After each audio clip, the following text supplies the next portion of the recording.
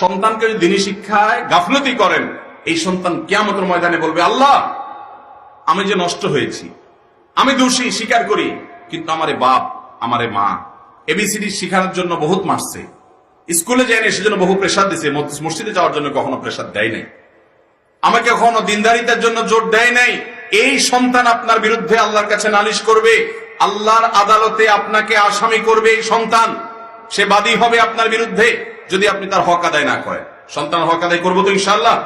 সন্তানকে যদি দ্বীনি শিক্ষায় গাফলতি করেন, এই সন্তান কিয়ামতের ময়দানে বলবে, আল্লাহ আমি যে নষ্ট হয়েছি, আমি দোষী স্বীকার করি, কিন্তু আমারে বাপ আমারে মা এবিসিডি শিখানোর জন্য বহুত মারছে, স্কুলে যায়নি সেজন্য বহু প্রেসার দিছে, মসজিদে যাওয়ার জন্য কখনো প্রেসার দেয় নাই, আমাকে কখনো দিনদারিতার জন্য জোর দেয় নাই।